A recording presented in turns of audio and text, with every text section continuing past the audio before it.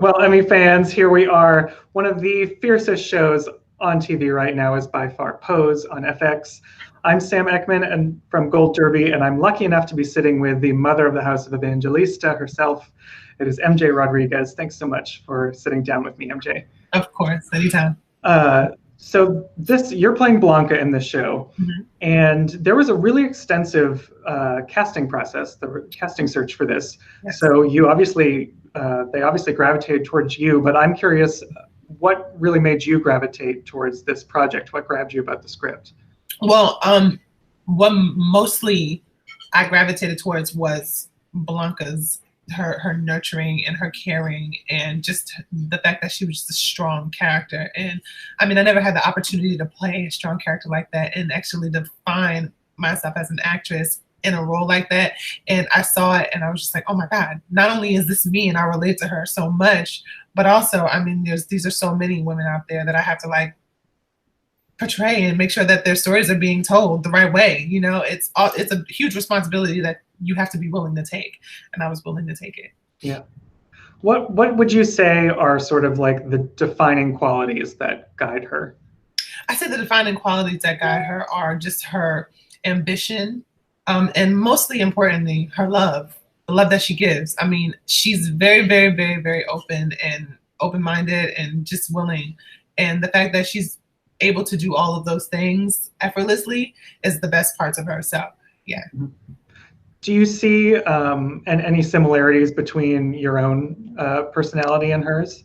I do see some similarities in both of us. There are some differences, but for the most part, there are similarities. And I just, like I said, love, nurturing, care, we both share that a lot. I mean, I'm someone who just gives it, and it's unconditional. And it's just effortless. And I mean, I know that sounds crazy coming out of someone's mouth, but I just like to do it. So it's the truth. And I think that Blanca does that well. I mean, I think she does it much better than me because of her character, like personality. But yeah, those are our similarities. And I actually like them. It makes it pretty easier for the process, you know.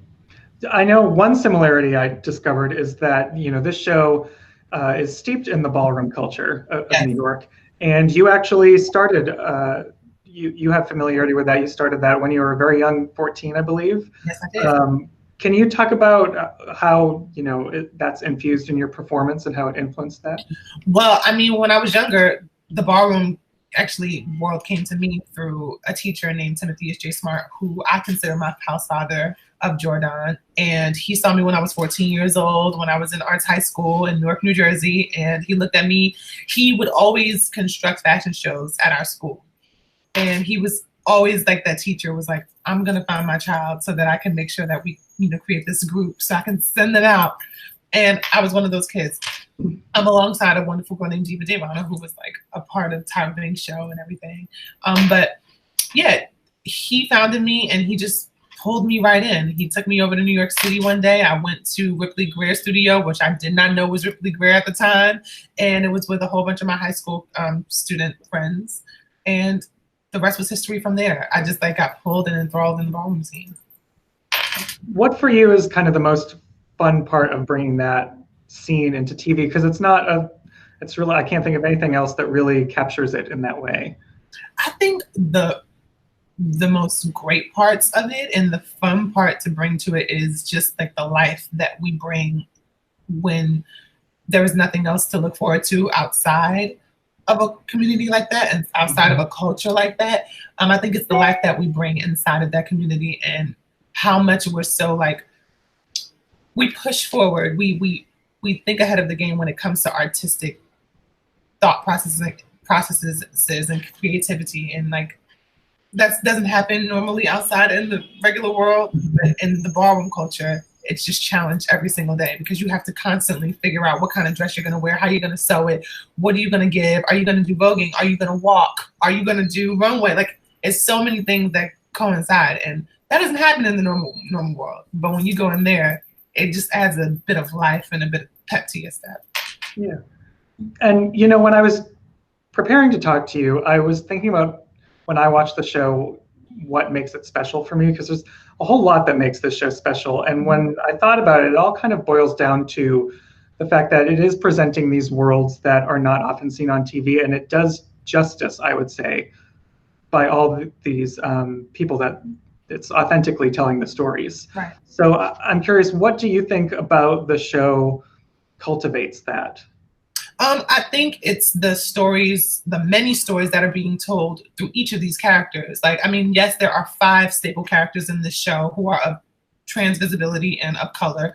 And within even those 5 women, there are many multifaceted stories that are in these women. And we're telling all of those stories through each and every one of us. And we're actually showing homage to the women who were there when we were not there. So I think that's the best part about it. We get to have a splay of stories for people to really dive deep into. And some of them are deep, some of them are heavy, but some of them are very needed. And it's awareness at the end of the day, and also it's entertainment. And you mentioned the 5 women. With that casting, you actually became the largest transgender cast on television, which is quite an accomplishment. Hopefully we see more, hopefully, even larger casts. But how do you find that makes an impact for you on set? I mean, being part of a cast that is predominantly African-American, and as well as trans women or LGBT youth and LGBT just in general, is huge. It's a huge responsibility. And also it just gives a glimpse and a lens through our eyes like no one has ever seen before. And we get to actually do it through our craft. A lot of us haven't been taken serious for our craft for a long time, and we actually get to display our craft on national television and also get to tell these stories. So I think that's the best part about it. Mm-hmm. And you, well, you have a very long history with your craft. You have a theatrical background. Yeah.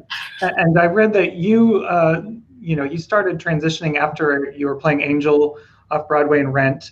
And I'm curious as to what your experience was like kind of coming back to the industry, because I think you took a hiatus for a little bit.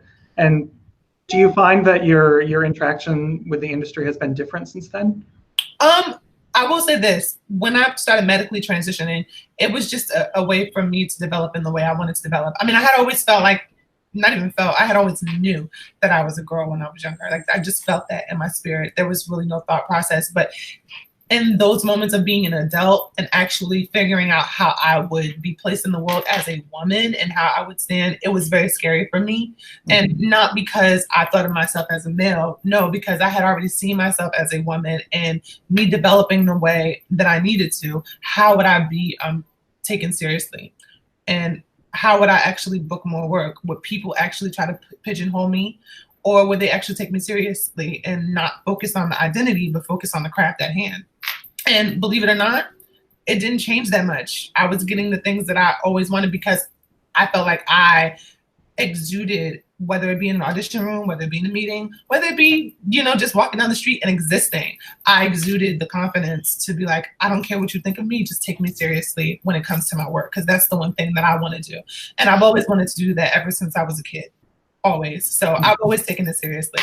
And I think that people saw that down the line. There were some moments where, I was pushed aside or ostracized for a moment, but not for the most part. And I have to be thankful for that. Absolutely. And one of the people you actually got to reunite with from those Rent days on this show is Billy Porter, because he assisted in that production. Mm-hmm. And you have a great moment together. Well, you have many moments together, but there's one that had everyone talking when you were, you sang Home from the Wiz. Mm-hmm. In that sort of cabaret at the hospital. Can you talk about what it was like performing that with him? Oh my God. Okay, so first and foremost, the whole situation with that, I was so scared. Ryan Murphy, he came to me, he was like, choose a song. I was like, I don't know what song to choose. Next day, Janet Mock came to me, she said, you're singing Home. I said, Home? That's the hardest song to ever sing. Like, do you understand? She was like, you're gonna do it. I said, you're right, I am gonna do it. And then I found out I was doing it with Billy. And I mean, I've known Billy since I was 19. Since I was in Rent, and I've been bothering him ever since then. And he's been letting me bother him, which is the best thing. And it was beautiful to actually just have the 360 come full circle and just be able to do with him, a legend, like an icon in the Broadway world and also in television as well. And just to be there, he's like family to me. So we shared a very intimate moment as well, being able to portray the hurt and the happiness and the sadness in that song and what we had to convey as far as the epidemic. So it felt good. Yeah, well, you mentioned family. I think that's a theme that really runs throughout the whole thing, especially, in terms of as queer people finding our own found families.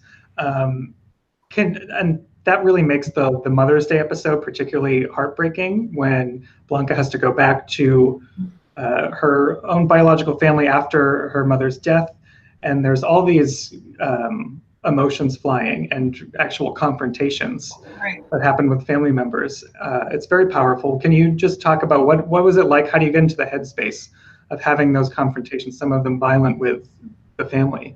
Well, I mean, sometimes I even retract back to the times when I was younger, not within my family, but in the times I was bullied, or whether it be verbally or physically. And I tap into those moments of feeling like these were people who were my peers. And at one moment, they would be friends with me. And then another moment, it would be totally different because of who I was and how special I was and how, different I was in the best way. And I brought that to the role when it came to that very situation. And also, I've seen a lot of kids on the streets. I've seen a lot of kids that aren't on the streets, but who have been pushed aside from their families. And I also bring that in as well. And it was very hard. I mean, to tap into that, it's heavy. Emotions can run very deep. And when you open yourself to that, it's kind of hard to seal the lid on it. But I knew it was important for me to do that so that people can see what we go through, especially within families that aren't accepting of their kid if they are a part of the LGBT community. And it was very, very hard for me. It was an emotional, very, very emotional point for me. I broke down and I went into the other room and cried a couple of times on episode 6, and as well as in the episode 5, Motherhood. Episode 5, Motherhood. And I think it's those moments that you have that make you stronger, in the moment to actually constantly do it and make sure that you do it right for the people outside. So it was hard, but it felt good letting those emotions go for a broader and bigger audience to see. Well, on the flip side of that, Blanca gets to create her own really loving family with her house. And you guys all seem like very tight together. What is the process like? How do we get to a point where you seem like such a tight ensemble and family together? Well, believe it or not, a lot of us actually worked together before, have seen each other before. So Delon, I had seen him in Holla If You Hear Me on Broadway. I seen him in Holla If You Hear Me on Broadway. And Ryan, I didn't know, but we clicked the first day when we were in costume fittings to gave each other a big hug. It was just instant. And India, I had did a movie with her 2 years before that. So we had already created those connections. It was just easy to constantly build upon. Mm-hmm. I think part of that family aspect is why the story resonates so much with queer people. And I'm curious as to what kind of reactions you've encountered from viewers of the show. The reception has been beautiful. I mean, for the most part, it's been from a lot of young ones, and that's what makes my heart sing the most, because they're the next generation that's going to change the world. I mean, I'm not shading adults like myself. We still have a lot of power, but these young ones are the ones that we have to lift up so that they can make a better world for others that come after them too. So when I get those messages like, oh my God, you remind me of my mom that wasn't here, or you remind me of my house mother that I had, but she passed away during that epidemic, or when I get those, it not only does it make me feel like I'm doing justice to the work and that I'm doing my job possibly well, but also it makes me show that they are working hard to live in their existence a little bit more and be exactly who they are. And that doesn't matter if they're LGBT youth or if they're outside of LGBT youth. We're speaking to a broader audience. We're not just speaking just to the LGBT community. I mean, obviously, it's a show that's based around us, but we're also speaking to the people outside of that, because there are kids who feel indifferent outside of that as well. And when you get that type of reception, it puts you in a place where you're like, oh my God, I'm in awe. Like, we're reaching the masses in a way that we've always wanted to reach them. Yeah, it's such an interesting thing for that to reach the masses, because I'm sure there are many people watching who have no idea about the specific struggles of the communities being represented, or don't have another window into ball culture. Exactly. What do you hope those people get to take away after they see the show? I always say this. I hope they can take away that we're human, and they can always see human first before they see any title that is attached to any of us, so that they can actually really have an experience that is humanized. A lot of people in the world don't do that. They look at things face value or at surface level, and there's things that are much deeper. And the best part about this show is that, yes, we are women who are of the trans experience, but it's not fully completely like centraled around those stories of being trans. It's the work we had to do because we were trans. And I've gotten a lot of feedback from people from the show who are like, oh my God, I didn't even know it was about that. And so I really actually looked deeper into it. And I'm like, well, yeah, you know, surface level can be real cute, but when you dive deeper, it can be more amazing. I mean, it can get a little crazy, but you have to dig deeper. So I hope they take away that we're humans first, and that we bleed, we cry, we hurt. Some of us have talents. Some of us have so many special things about us. We're fashion designers, we're directors, we're artists, we're everything. And when people see that, then they'll put us on a plateau where we can actually be up there with the Jessica Langs and be up there with, you know what I mean? So that's what I want them to take away from it, that we're human and that we're on the same plane as anyone else. Well, that's awesome. I think you guys are accomplishing that. Before I let you go, okay, I have to congratulate you because season 2 is happening and sort of just around the corner. Yes. Is there any way you can like tease the season? Don't spoil anything, but tease it for us in like 3 words. Ooh, 3 words of teasing. Heart-wrenching.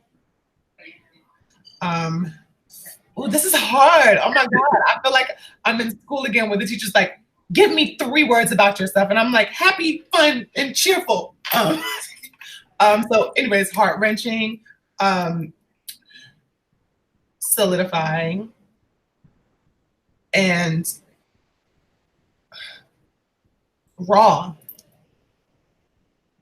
Those are a good 3. We'll hold you to that when the season premieres later. Hold me to it. I think you're gonna really enjoy it. I think you're gonna enjoy it. Well, I can't wait. MJ, thank you so much again for sitting down with me. Everyone hit that subscribe button so you can stay tuned for all of our updates this season. And it was wonderful speaking with you. Same here.